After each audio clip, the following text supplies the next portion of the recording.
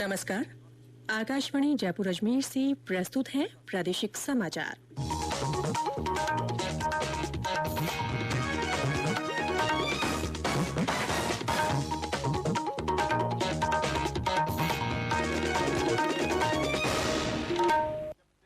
मुख्य समाचार।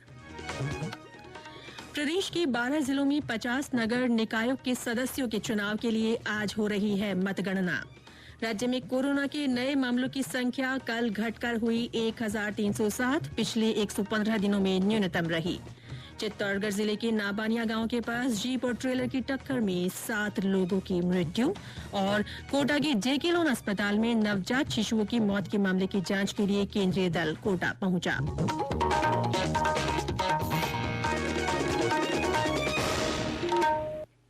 समाचारों के साथ मैं रितिका गुप्ता। कोविड-19 महामारी के खिलाफ देश एकजुट होकर लड़ रहा है। आप भी हमारे साथ सुरक्षा और बचाव के 3 आसान एहतियाती उपायों का संकल्प लें। मास्क पहनें, 2 गज की दूरी है जरूरी, सुरक्षित दूरी बनाए रखें, हाथ और मुंह साफ रखें। और अब समाचार विस्तार से। प्रदेश के 12 जिलों की 50 नगर निकायों के सदस्यों के चुनाव के लिए आज वोटों की गिनती सुबह 9 बजे से शुरू हो गई है। मतगणना स्थलों पर सुरक्षा और कानून व्यवस्था के पूरे इंतजाम किए गए हैं। आज ही सभी परिणाम घोषित होने की उम्मीद है। इसके बाद 14 दिसंबर को अध्यक्ष के चुनाव के लिए अधिसूचना जारी की जाएगी। नामांकन पत्र 15 दिसंबर दोपहर 3 बजे तक भरे जा सकेंगे। नामांकन पत्रों की जांच 16 दिसंबर को होगी, जबकि 17 दिसंबर को नाम वापस लिए जा सकेंगे। अध्यक्ष के चुनाव के लिए मतदान 20 दिसंबर को होगा। हरियाणा के किसान नेताओं ने कृषि मंत्री नरेंद्र सिंह तोमर से मुलाकात कर नए कृषि कानूनों के प्रति समर्थन व्यक्त किया है। इस प्रतिनिधिमंडल का नेतृत्व भारतीय किसान यूनियन के मान गुट के गुनी प्रकाश ने किया।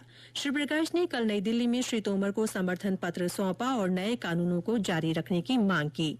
किसानों ने कहा कि नए कृषि कानूनों को समाप्त किए जाने की स्थिति में वे विरोध प्रदर्शन करेंगे। श्री गुनी प्रकाश ने कहा कि मौजूदा आंदोलन वास्तव में किसानों का आंदोलन नहीं है। उन्होंने वर्ष 2014 तक स्वामीनाथन आयोग की सिफारिशों को लागू न करने के लिए पिछली सरकार की मंशा पर सवाल किए। इससे पहले भी हरियाणा के एक अन्य किसान संगठन ने श्री तोमर से 7 दिसंबर को मुलाकात कर नए कृषि कानूनों के प्रति समर्थन व्यक्त किया था।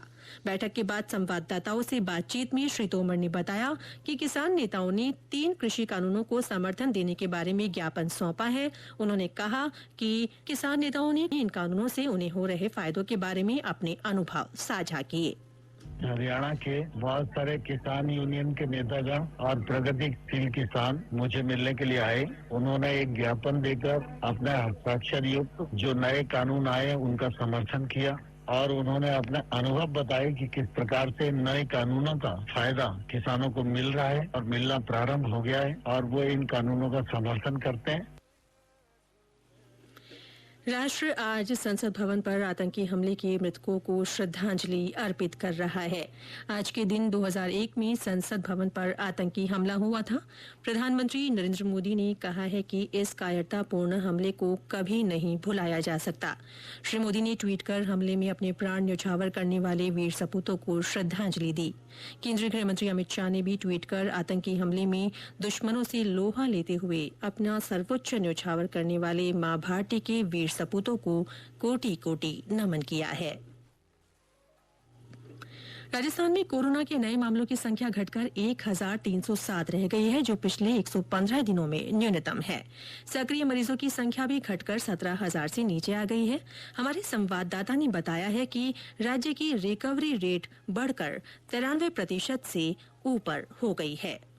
प्रदेश में कुल संक्रमितों की संख्या 2,90,000 के करीब हो गई है। राज्य के लगभग सभी जिलों में संक्रमण के मामलों में कमी आई है। संक्रमण से अब तक सबसे ज्यादा प्रभावित रहे जयपुर और जोधपुर शहरों में भी नए मामले अब कम रिपोर्ट हो रहे हैं। कल जयपुर में 280, वहीं जोधपुर में 119 लोगों में संक्रमण की पुष्टि हुई। राज्य के झुंझुनू, प्रतापगढ़ और चूरू जिलों में सक्रिय मामलों की संख्या 100 से नीचे आ गई है। अस्पतालों में कोरोना के मरीजों की संख्या भी कम हो रही है। इस बीच राज्य के 11 शहरों में रात 8 बजे से सुबह 6 बजे तक कर्फ्यू जारी है। जितेंद्र द्विवेदी, आकाशवाणी समाचार, जयपुर। कल मिले नए मामलों में जयपुर में 280, जोधपुर में 119, कोटा में 96, राजसमंद में 75, भीलवाड़ा और अजमेर में 65, डूंगरपुर में 61, अलवर में 55, उदयपुर में 51, नागौर में 41, भरतपुर में 39, बूंदी में 36, चित्तौड़गढ़ में 34, पाली में 31, धौलपुर में 27, टोंक में 25, जालौर में 23, बीकानेर और बारां में 18, चूरू में 16, करौली में 15, सीकर और सिरोही में 14, सवाई माधोपुर में 13, श्रीगंगानगर में 10, प्रतापगढ़, झालावाड़ और बाड़मेर में 9, दौसा में 7, झुंझुनू में 6 और बांसवाड़ा तथा हनुमानगढ़ में कल 4 नए मरीजों में संक्रमण का पता चला। ये समाचार आकाशवाणी जयपुर अजमेर से प्रसारित किए जा रहे हैं। समाचारों का सिलसिला यूं ही जारी रहेगा, लेकिन उससे पहले ये संदेश। कोरोना की वैक्सीन को ढूंढ रहा जग सारा, जब तक इसकी खोज पूरी है पैगाम हमारा। जब तक दवाई नहीं तब तक ढिलाई नहीं, जब तक दवाई नहीं तब तक ढिलाई नहीं। खुद को इससे दूर रखना, सोच समझ कर खुद है परखना। भीड़ भाड़ हो कम या ज्यादा,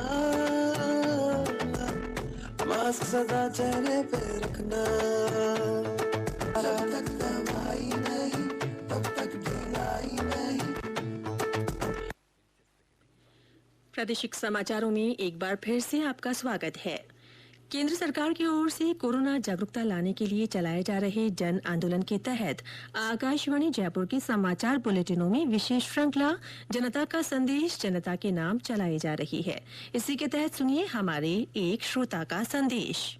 मैं दुर्गाराम सुतार, माता रघुनाथगढ़, जिला पाली, राजस्थान से आप लोगों से अर्ज करता हूँ कि जब तक कोरोना पूरी तरह से समाप्त नहीं हो जाता तब तक हमें ये 3 कार्य अवश्य करते रहना है। पहले तो अपने हाथों को सैनिटाइज करना है, हाथों को साबुन से अच्छी तरह 20 सेकंड तक धोना है, अपने मुंह पर मास्क अच्छी तरह लगाए रखना है, जहां भी जाए मास्क लगाकर ही जाना है और 2 गज की दूरी बनाए रखना है।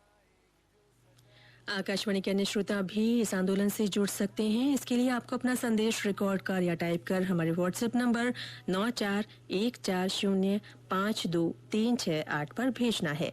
चयनित संदेशों को आगामी बुलेटिनों में शामिल किया जाएगा। चित्तौड़गढ़ जिले के डोंगला तहसील के नापानिया गांव के पास कल रात एक जीप और ट्रेलर की टक्कर में जीप में सवार 7 लोगों की मृत्यु हो गई। इस जीप में 17 लोग सवार थे। ये लोग मध्य प्रदेश की रतलाम जिले की तहसील ताल से सावरिया सेठ के दर्शन करने के लिए आए थे।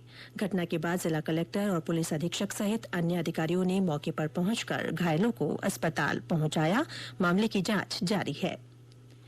कोटा के जेके लोन अस्पताल में नवजात शिशुओं की लगातार हो रही मौत के मामले में कल शाम 6 सदस्यीय केंद्रीय जांच दल मौत के कारणों का पता लगाने के लिए कोटा पहुंचा।